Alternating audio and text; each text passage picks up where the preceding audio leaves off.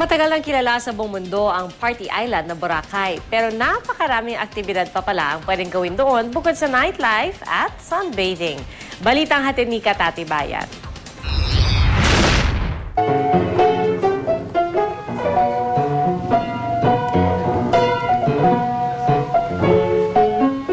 Sangkatlo ng isla ng Boracay, pag-aari noon ng pamilya ni Lola Heidi.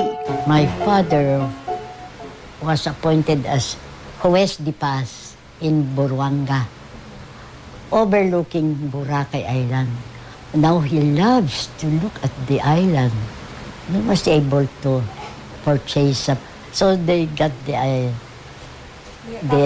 property.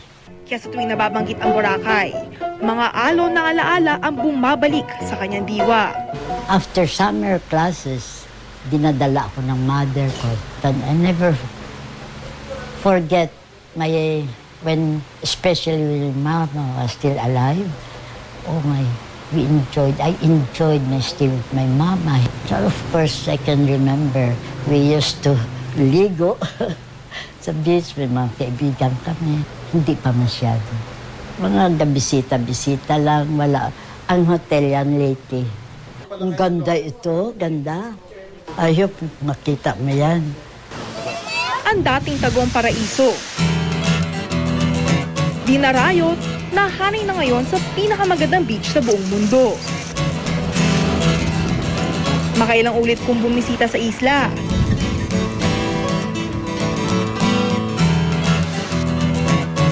Hindi ba kayo mag-collapse dito? What do you think? Pero hindi pa rin ito naubusan ng mga sorpresa.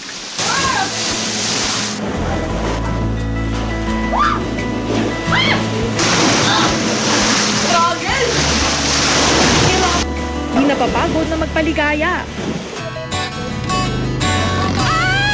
Lakas ng alon! Unang sumikat ang Boracay dahil sa yaman nitong puka shells.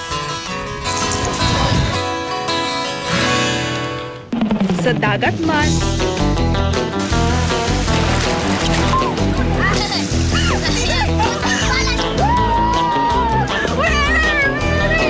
o sa lupa.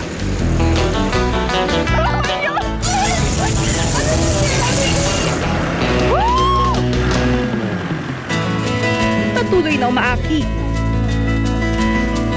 Ang ganda ng view! Nang hahalina.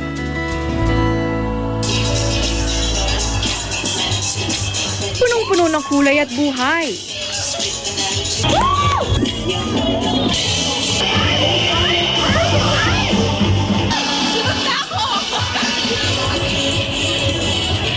Ang gagaling ninyo!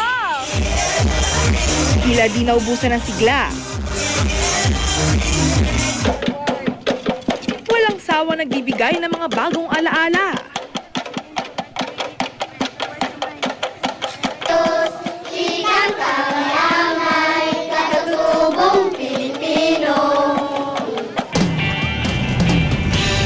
Tatlong araw na ako sa isla.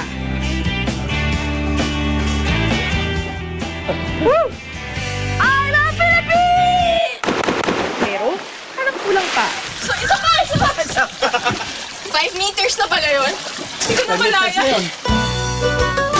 Pero sabi nga ni Lola Heidi, ang lahat ng sobra, hindi maganda. Paalam Boracay, hanggang sa susunod kong summer break, hanggang sa susunod nating pagkikita. Katati Bayan, GMA News.